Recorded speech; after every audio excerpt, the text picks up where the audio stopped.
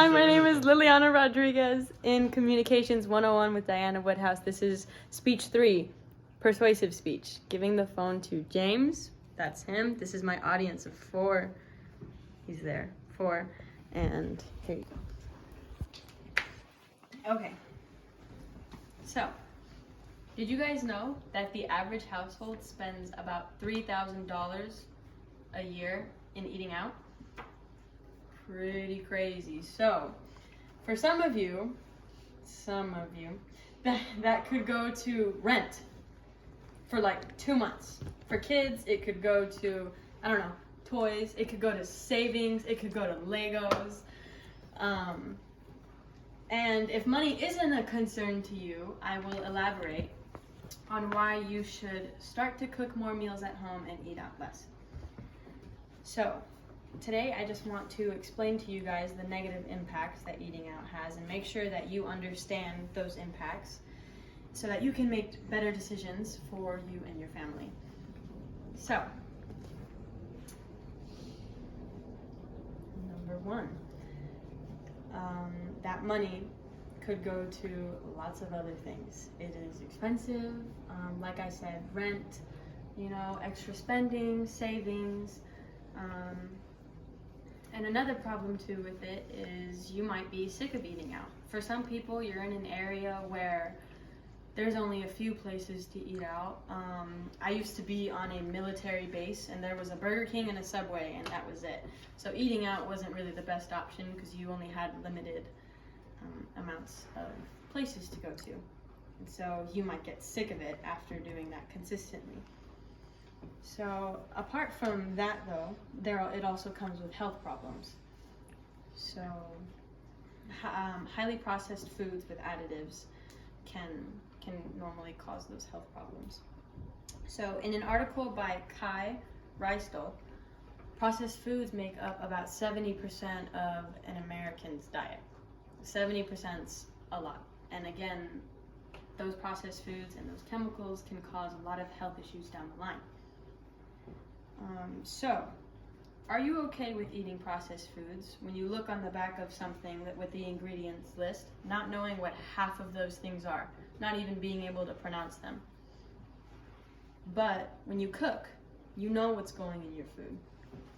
You know the amounts of fats, you know the ingredients, and you can pronounce them because you're the one who's putting it in there. Another thing too is restaurants use more saturated fats in their foods. And they also tend to overserve, so they use too much large amounts of portioning. So today the problem is eating out is expensive, it is unhealthy, and it can also take away that experience from cooking and promote a leisurely lifestyle. So eating out is a bad habit that you're going to have to break. And just like working out or journaling, it's going to take time and it's going to be hard to change. So cooking will take sacrifice, but in the end this will be better for you and your health. So an Insider article said that food from restaurants have more saturated fats, and fats in your diet can lead to stomach problems, kidney problems, liver problems, intestinal problems, and gallbladder problems.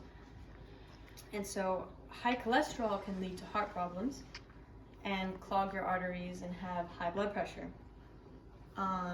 For example, my family is at risk for health problems, and we have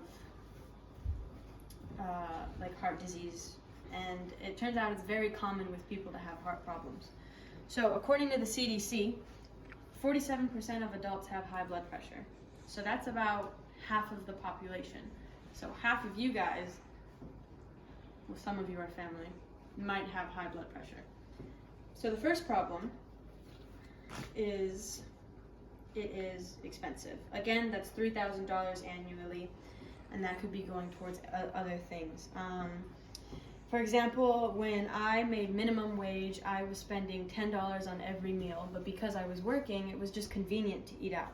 And sometimes that is a problem. It is convenient, But in the end, I realized I spend about $200 a month, and I was making minimum wage. And so, according to an article by Amy Bergen, skipping one meal a week will save you $500 every year. And so, of course, going grocery shopping also costs money. But if you think about it, you have most of the ingredients at home. And also, like, let's say you get a pack of chicken, that'll last you for like 3 recipes. Maybe not for bigger families, but it'll last you longer. The second problem is eating out is unhealthy. So you might think right now because you're young you can eat what you want, but in the end it's going to affect you negatively. So from my personal experience, my family has a lot of health problems, as mentioned before.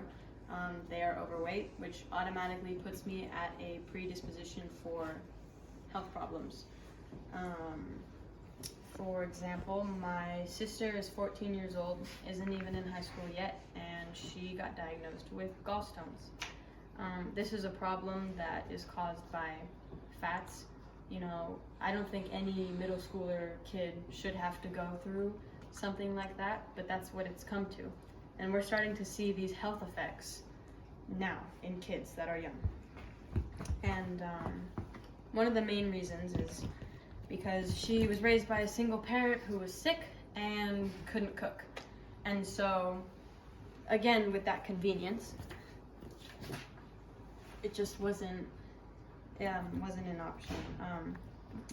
But if you make home-cooked meals,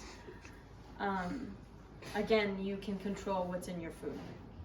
And so the last problem is eating out can take away the experience of cooking and sometimes promote a leisurely lifestyle. So a lot of you might have memories of going to your grandma's house and she made a meal or something.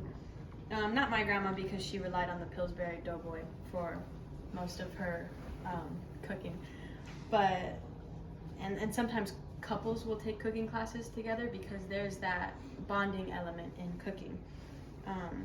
And sometimes with that promoting a leisurely lifestyle, you rely on convenience and you don't get to see your hard work pay off. So then you get to see your efforts come to fruition. Is it at 8? No. No? So according to this,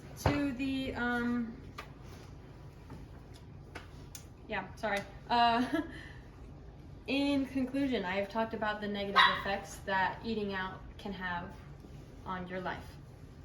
And so I just want you guys to be mindful of what you're putting in your body and your family's bodies, and be proactive in your health.